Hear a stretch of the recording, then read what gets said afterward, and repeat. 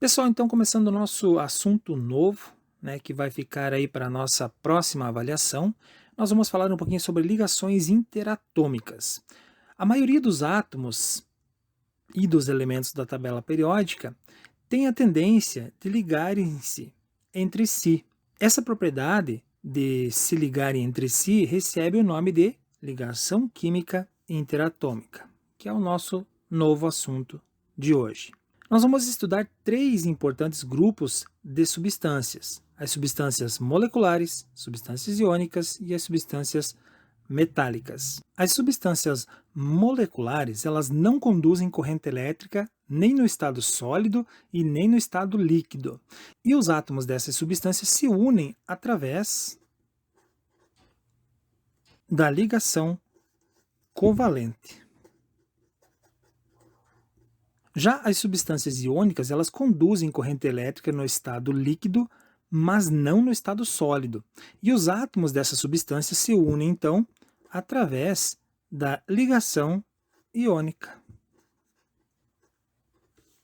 E, por fim, as substâncias metálicas que conduzem corrente elétrica tanto no estado sólido quanto no estado líquido, os átomos dessas substâncias se unem através da ligação metálica.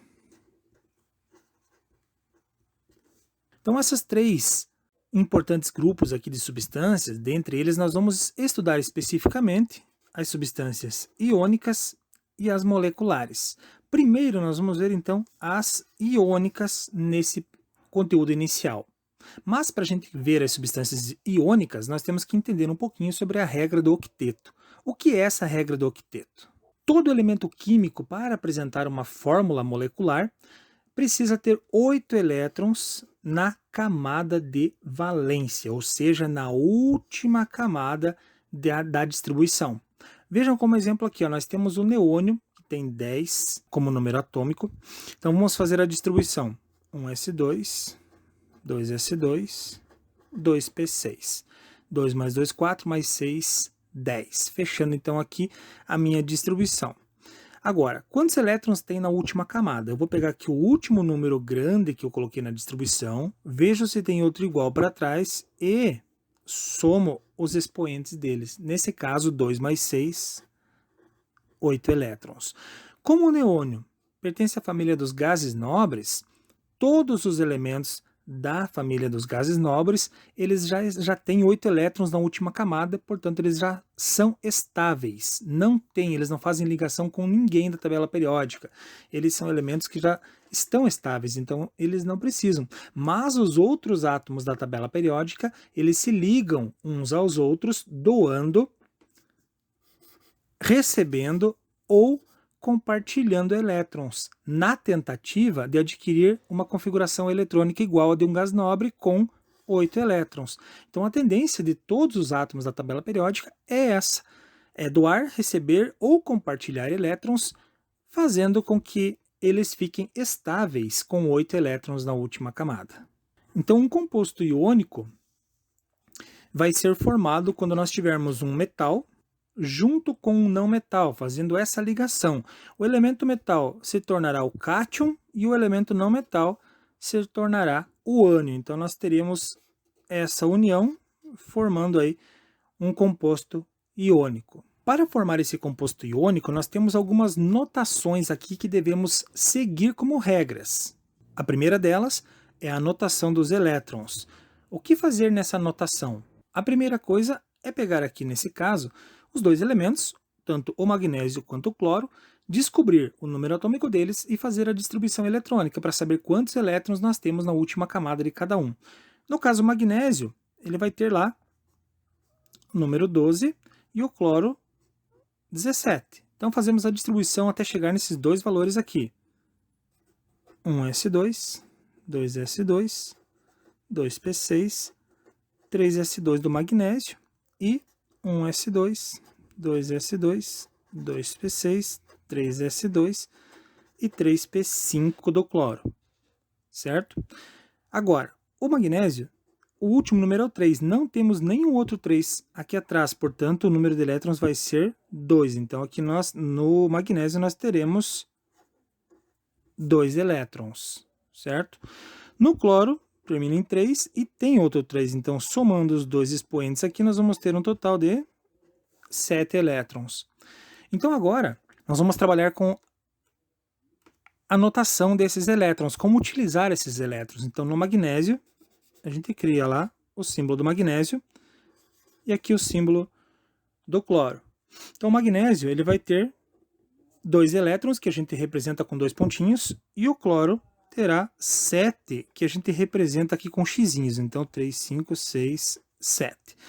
Então, esta seria basicamente a notação de elétrons. Tá? Agora, a gente tem que fazer aqui, completando a doação desses elétrons. Nós vamos doar, porque o cloro ele tem 7, ele é o mais fácil de ficar estável. Tá?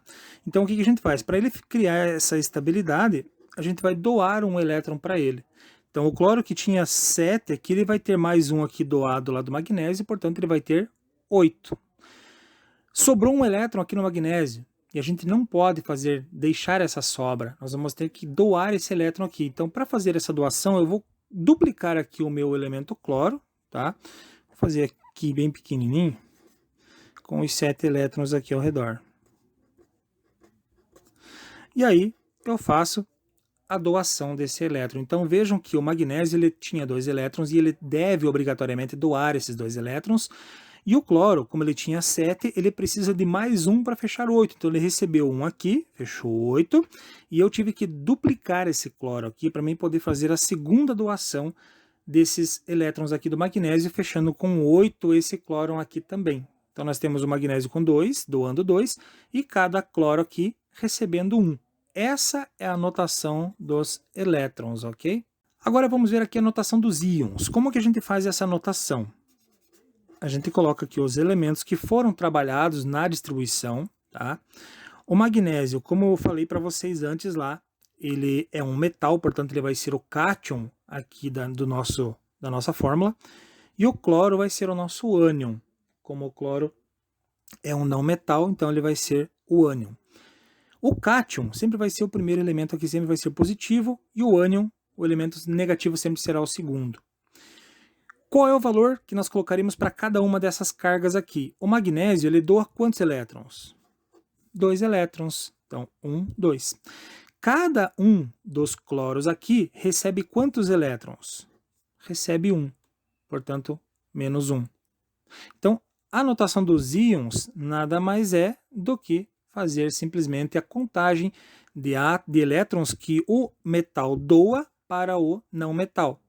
E a contagem aqui do ânion nada mais é do que a quantidade de elétrons que cada um recebe aqui na fórmula. Quantos elétrons cada um recebe. Então, esta é a notação de íons. Agora nós vamos encerrar fazendo a montagem da notação então do composto iônico. Como ficaria a minha fórmula dessa ligação iônica aqui? Então, envolvendo aqui o magnésio e o cloro. Teoricamente, não podemos ter elementos diferentes. Para fazer então a notação do composto iônico, basta, deixa eu pegar aqui uma canetinha de outra cor, basta eu cruzar essas cargas aqui de cima, tá? Cruzando essas cargas aqui, tirando os sinais, tanto o positivo quanto o negativo. Então, o que eu vou ter aqui? Eu vou ter aqui o 1 e aqui o 2. Como o número 1 não precisa aparecer, a fórmula final, então, ficaria apenas MgCl2. Então, está pronto aí o meu composto iônico dentre o magnésio com o cloro. Então, a ligação iônica final seria essa. Basta, então, eu distribuir aqui os elétrons do magnésio, doar esses elétrons, e o elemento aqui da direita, no caso, o não metal, ele deve receber elétrons que complete a sua valência, que seja a formação de 8 elétrons na última camada.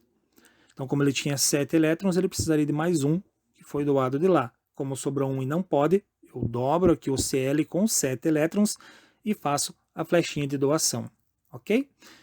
Resumindo então, o magnésio doa 2 elétrons, portanto mais 2. O cloro, cada um deles, vejam que não estou somando os dois aqui, é cada um deles recebe 1 elétron, por isso menos 1.